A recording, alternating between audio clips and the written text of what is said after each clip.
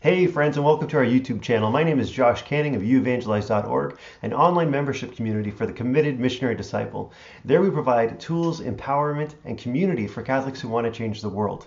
Today I'm excited to share an interview with my friend Marcel LeJeune. Marcel is an evangelist, a speaker, a blogger, up until recently campus minister at the largest campus ministry program in the world, St. Mary's Catholic Center, Texas A&M. We're going to be talking about some of the practices and philosophies they've used with regards to evangelizing students, helping them know Jesus, and how can we apply that to the broader mission of the church. I think you're going to enjoy, and I'll see you on the other side. Marcel, in your time on campus, I heard George Weigel once refer to St. Mary's, Texas A&M as a place where clearly the new evangelization was happening. What was happening there? What was unique about this campus ministry, and maybe what can we learn from that and apply that to the broader church? Yeah, well, first of all, we paid George a lot of money to say that. No, I tell you what, I think what happened is that it started off like a lot of campus ministries, like a lot of parishes, and with a lack of vision, a lack of leadership, a lack of understanding of who we are as Catholics and what our purpose is on this earth. And what ended up happening was we got some real dynamic, great leaders, starting back when I was in school in the early 90s.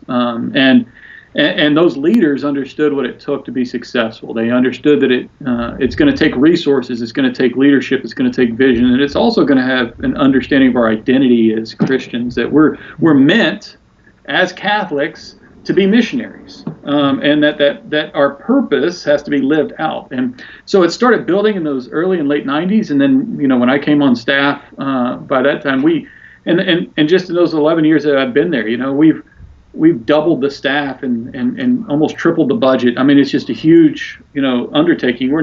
We would be considered a mega parish at this point, 65 staff members and this stuff. And the numbers aren't the point. What really happened, I think, is the understanding that we are missionaries, that we are made to go into the world and to evangelize. And we are made to then take those people and accompany them and disciple them. And that's really, I think, what has changed things. And that's why we get the vocations. And that's why Weigel looked at us and he said, look, this isn't like your, remnant of the 1970s Catholic Church, which is at a lot of college campuses. Because what ends up happening is, with a lost identity and a lost understanding of mission, with no leadership and no vision, you're just going to run through the status quo. And the status quo has caused the Catholic Church in the West to decline in numbers that we all know about, and in a rapid way to lose people, and that is a shame. Yeah. So ultimately what happens is we tossed that out the window and took on our real identity in order to really take on this mission. I think that's why.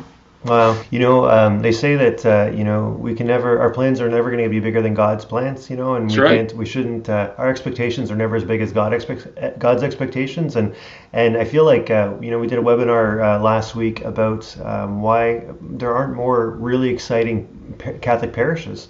And one of the points we were talking about was that we sometimes forget what success looks like, and so we might look around and say, hey, we're doing a little bit better than this, so maybe we're the leaders, But what I've seen with you guys is this sense of really just making room for God. Like, we should not be putting limits on anything, I mean, there are so many people that need to know Jesus. So, why ever be satisfied with the way things are going, even if we're having a good year? Well, let me tell you two things I told my staff when I was working there. One was, if you think about the average Catholic campus ministry, or actually, period, campus ministry, whether it's Baptist, Catholic, Episcopal, whatever, what you're going to end up seeing is that about 20% of those who self-identify as Baptist, Catholic, whatever else, will actually be part of in some way or attend at some time your church, your campus ministry. That's 1 out of 5 students who self-identify, whatever your group is. Yeah. We captured probably about a third. So probably 1 out of every 3 that self-identify at Texas A&M as a Catholic. Now, stop and think about that. People go, oh, wow. And with our numbers, that's 5,000, 6,000 kids, that are coming to Mass. Yeah, but, okay, going to Mass is not the bar that Jesus Christ has set for us. Yeah. Being involved is not the bar that Jesus Christ has set for us. He said, make disciples. A disciple is a follower of him. And a disciple, we can't even stop there. That's just the first bar. The first bar is discipleship. The second bar is missionary disciple, right? Where we're sent out, not just followers, but we're apostles, we're sent out. So I always told our staff, if you're satisfied with being better than what everybody else is doing, then you're satisfied with being a little bit better than complete and utter failure. And the fact of the matter is that we're terrible at what we do if that's all we are good at is getting one out of every 3 kids. Because that means we had 2/3 of the Catholics and the rest of this campus who don't know the gospel and can't respond to it. That's shameful. So we had a big picture, right? The second thing I would tell them is this, Josh, is if we were to stop doing what we're doing right now and orient everything that we had around this mission, around what God has told us to do, think about it this way. In what I'm doing right now, and my ability to influence a parish, a diocese, or whatever else it is, a ministry, even if it's just a small group of friends, how can we take on, this mission and get rid of the things that are distracting us from it? Because there's so many distractions in the way the Catholic churches and parishes and dioceses operate. We operate out of this is the way we've always done it. And if you think about, let's just think of a diocesan structure. Diocesan structures are not meant to be missional anymore. They're meant to maintain what we've already got going on. And there's a lot they have to do. I mean, you got to have a tribunal. You've got to have, all this other stuff, right? That's great and good, but if it's not oriented to the mission, then what's the point of that stuff? All of it should be oriented towards the mission. Everything that a parish does should be oriented towards the mission. The sacrament should be oriented towards the mission. The RCIA class should be oriented toward the mission. And that's how you have to start thinking, envisioning, what are we doing and how are we operating? Because if you don't, then you're going to maintain the status quo. That's just the way it happens. Yeah, absolutely. And one of the nice things about the way you guys have done things is the numbers of people on the campus and the number of Catholics on the campus, and you can start to gauge your goals from that. Many of us, I would say many, maybe most even committed Catholics don't know that their parish also has a mission field. It's not just the people that come around. Right. It's if you call your diocesan office, you can find out what are the boundaries of my parish, this geography, that we actually are responsible for their spiritual needs, whether they come or not, and then begin to look at, are we really doing such a great job? Are they even aware we're here? And for those who are here, are they aware that they've got a calling to go out and to reach those people and to be a representative of the church and bringing Christ to them?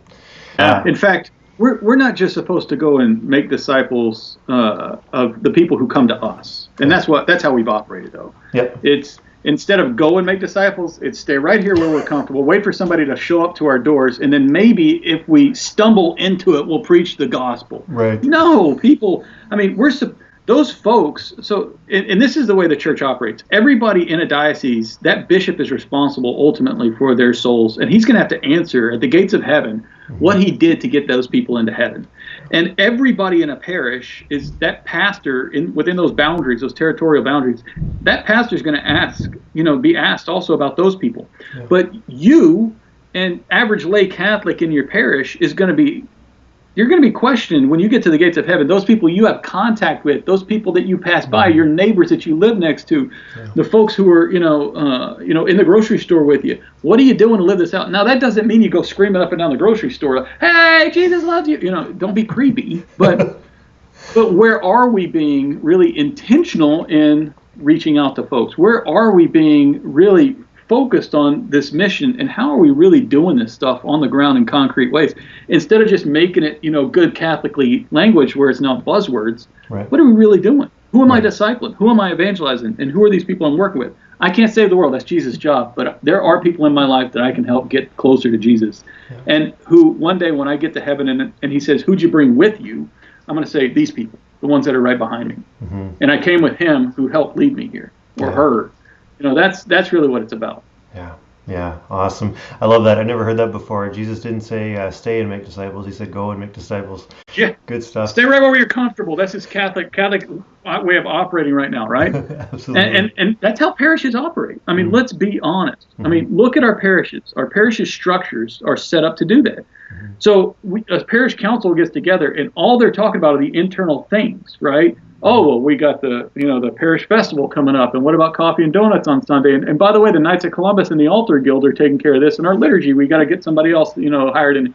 That's great. Take care of that stuff. Fine. But if it's not oriented towards the fact that there are people in our world who need Jesus Christ and salvation, and there are people in our pews who need salvation, and there are people in our pews who need to know what it means to come to a conversion and then to go out in mission fields, then we haven't done our job. Yeah. And that really is the challenge. We have to have that kind of vision, because that's Christ's vision for the church. Knowing our members are people who are trying to take on the identity of missionary disciple. They're bought in, they're committed. Yeah. Do you have any words to them, a word of encouragement or something just that you would say to somebody who is striving to be the type of disciple maker God's called us to be?